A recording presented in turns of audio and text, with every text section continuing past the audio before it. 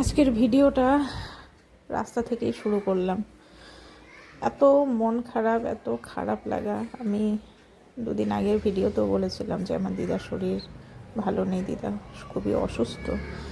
তো আজকে শনিবার, আমরা সকালবেলা খবর পেলাম দিদা আর আমাদের মধ্যে নেই। কি বলবো, আর বলার আর ভাষা পাচ্ছি না। আমাদের বাড়ি থেকে, মানে শিলিগুড়ি থেকে মামার বাড়ি জলদাপাড়া, ডিস্টেন্স প্রায় 4 ঘন্টার মতো। তো আমি ফোন করে সবার সাথে কথা বলেছি যে আমি এই যে যাচ্ছি, আর এই যে লোকাল বাসে কি করে যাওয়ার মতো পরিস্থিতিই নেই, এমন অবস্থা। লোকাল বাসে কি করে যাব? গাড়ি ঘোড়া এক তো ভোটের জন্য নেই। মানে মন আর কিছুই ভালো লাগছে না। কতক্ষণে গিয়ে পৌঁছাবো দিদার কাছে, দিদাকে সাইজ দেখা দেখবো।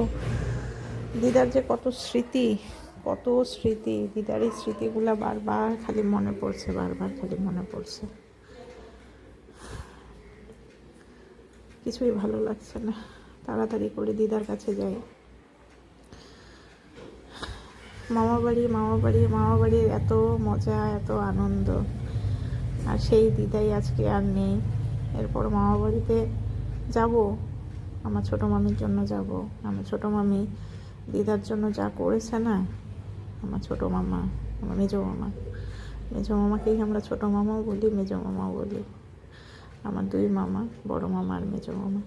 আমার মেজো মামা মামি দিদার জন্য যা করেছে সারা জীবন সেইগুলো মনে থাকবে।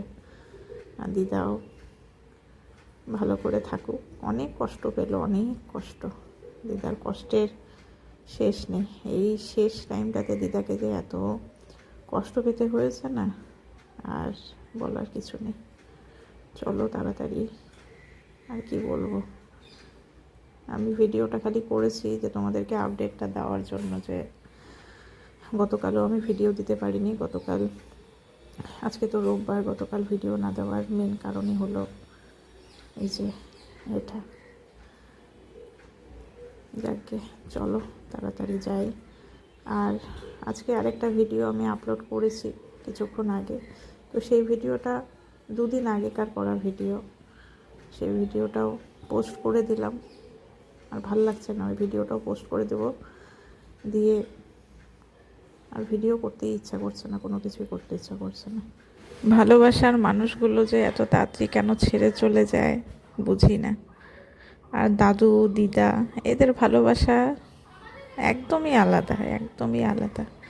দাদুকে তো আমরা অনেক ছোটোবেলায় হারিয়েছিলাম, দাদুর কোনো স্মৃতি এখনও মনেও নেই। কিন্তু দিদার প্রচুর স্মৃতি, প্রচুর। দিদার স্মৃতিগুলো এখন সব খালি মনে পড়ছে। এই যে এই ফটোগুলো আমার আইবুড়ো ভাতের, দিদা আমাকে কত ভালোবেসে খাইয়েছিল, আদর করেছিল।